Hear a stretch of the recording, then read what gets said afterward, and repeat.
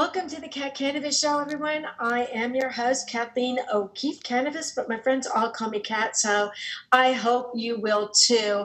I am the best-selling author and award-winning of the books Surviving Cancerland and also Dreams That Can Save Your Life. And as of today, I have a new book, and I have two of the authors with me.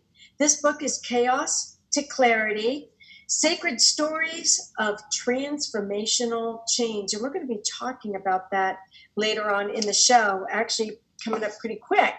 So if you have any questions about the authors on the show tonight, or how you can order your book and get the free gifts that go with it, you can go to my Facebook page, Kathleen O'Keefe Kanavos, author speaker, and the information is right up there on the very top. Just click it, follow the directions, and enjoy your free gifts. And you can also go to my website, KathleenO'KeefeKanavos.com, or the Queen of Dreams, to get to any of my Facebook pages if you're unfamiliar with them. So without further ado, let's get started on this awesome show today. You know, there are very few people who manage to go through life without experiencing either physical or emotional pain, but that does not mean that we have to stay there. And our two authors today were in a place of chaos. They are real people with real stories that experienced real pain and real healing. And so their stories in Chaos to Clarity can help other people who are going through a crisis, who are still in their darkest hour, be able to find their way out. So on the top of the screen, you will see Ellie Pechet, and she is a metaphysician, medium, shaman, and author of over 32 years of experience in the counseling, energy, healing field. And Ellie has a master's degree in counseling from Cambridge College. On the lower part of the screen, we have Teresa Velarde. And Teresa is an author, speaker, publisher, and a potter. Yeah, a potter. She is committed to making a difference, and her gifts help people get their stories told in books. Both of their websites are on my Facebook page, but during the show, I'm going to have them share their websites with you again. So let's start with you, Ellie. Tell us a little bit about your story, your chaos in the book Chaos to Clarity. You're actually you are in the day, in grief and loss, let the circle be unbroken. And the name of your story is The Day I Lost My Beloved Companion. Yes, well, that was my turtle, who I had for about 33 years. And we were close. She was a family member.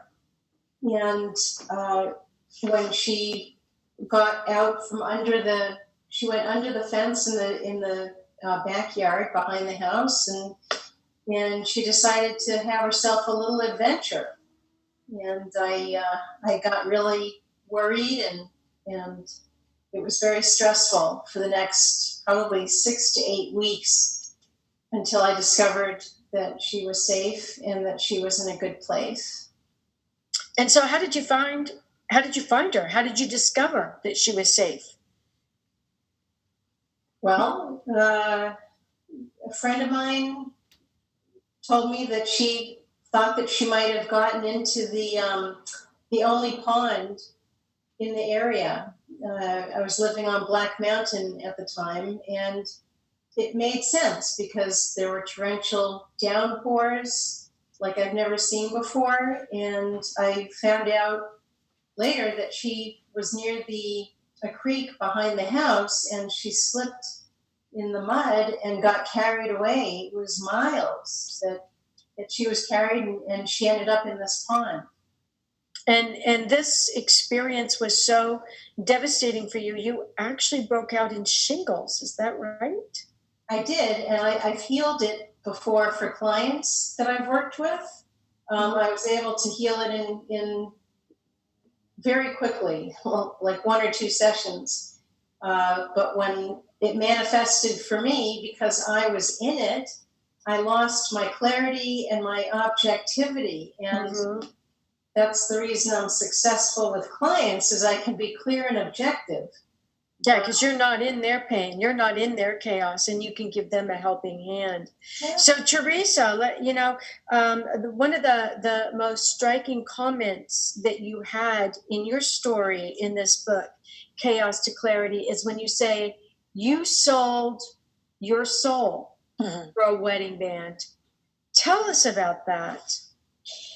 Wow. As I look back at the experience of that day when most women live for the moment of marrying their beloved, and I think about all the things that happened as ways of deterring me from the altar.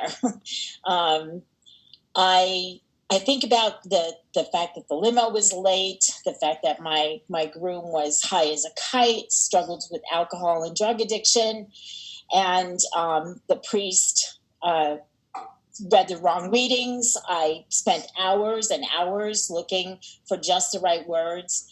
And when I was standing at the altar, I literally heard this little voice inside me say, "Teresa, don't do this." And twice, not once, twice. And I did it. I said it anyway. I said I do anyway, when really I wanted to hightail it out of there. But I thought that I couldn't do that because there were so many people who had come out for this big event.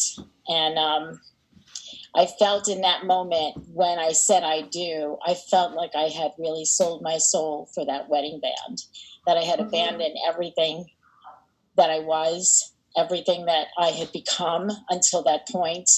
And really when as time went on, and you read in the story, I really didn't know who I was. I had what I call come to Jesus moment in the mirror, where I asked myself, who am I and why am I here? And it's a road to go down. You know, I wrote this story in this book because my hope is that a lot of women who I have talked to since this situation have told me they have had similar experience, or they knew someone who had a similar experience and then didn't know how to walk away from it or get out of it. And I did. I found a way.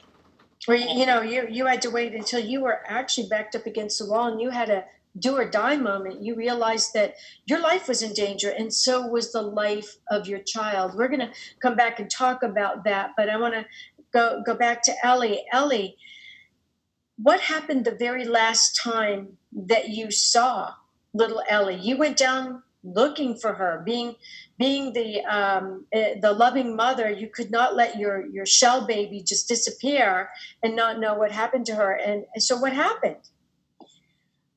I got there with my chair and she went down to the pond where little Ellie might have been dumped. She didn't know if she was there yet. Well, she wasn't dumped. I mean, she landed there. She was carried naturally.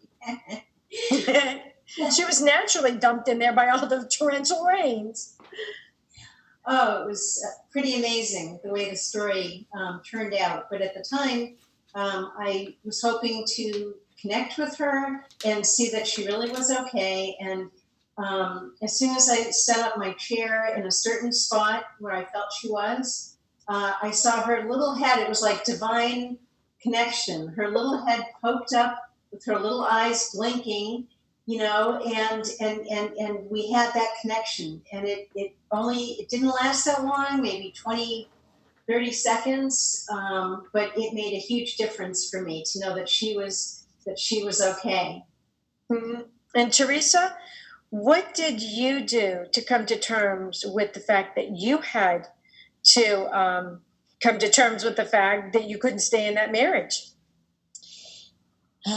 It was a long journey, Kat. It was into the courts and orders of protection and all different kinds of things. And one of the things that I learned is that if you need something, you have to ask for it. because my son was in danger, and I knew that if my husband had gone to the school to get him, they might not know that he was high, because he wasn't only addicted to alcohol, he was addicted to prescription medication as well. And unless you have experience with someone who is on opioids, which is a major issue in the world today, you might not be able to discern whether or not it was safe for that child to go. So I managed to get in front of the judge and say, that I really wanted this clause to be in there, that he could not pick him up at school.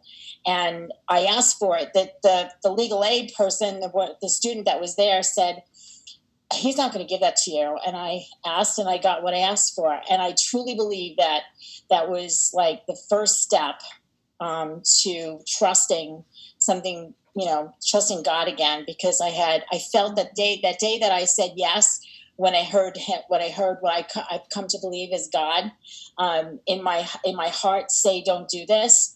I thought that I had been abandoned, and that God didn't love me anymore, and that He wasn't going to help me through anything, and that everything that was happening to me was punishment. So in that moment, my faith was renewed. It was the beginning of a whole new leaf, a whole new world for me. So, and the rest is history. And the rest is actually in the book. And I'm not going to give the ending of the stories away. So if you're listening and you would like to get the book, because this podcast is actually syndicated out all over the place, and some people will hear it and not see it, you can go to www.sacredstoriesmedia.com, click publishing, click book Chaos to Clarity, and then scroll down to launch special. And you can get your free gifts after you've purchased the book, and take your receipt number with you. I noticed that we're kind of frozen on the screen right now, and so I want to let you know that we are in the middle of a thunderstorm here. We're happy to even be on the show, especially after last week. But thank you both for being with us tonight. And Ellie, can you share your website with us? Sure. It's phoenixrisinghealing.com. PHOENIX risinghealing.com. And Teresa, can you share your website with us? Sure, teresavelardi.com. It's TeresaVelardi.com.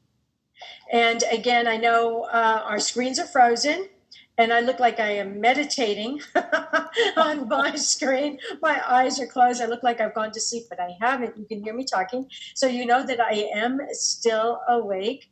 But I want to thank both of you, Ellie Pechet and Teresa Velardi, for being on the show with us tonight. And this show will be blogged on Pathos, and it will be posted as an article on BizCatalyst 360 on my column there. And those are both accessible from my website, KathleenO'KeefeCanavos.com, or www.thequeenofdreams.com. So stay tuned for our next show next Tuesday, 5 p.m. Pacific time, which is 8 Eastern Standard Time. And in just about 15 minutes, I will be on my next radio show, Dreaming Healing, on Dream Vision 7 Radio Network. And if you would like to, you can just ask Alexa to take you to Dreaming Healing, because on the last show when I did that, Alexa in the producer's room actually answered me. So a big thank you to our producer, Rachel. And until next week, remember, everybody dreams, but some dreams save lives. Good night, everybody. Good night, everybody.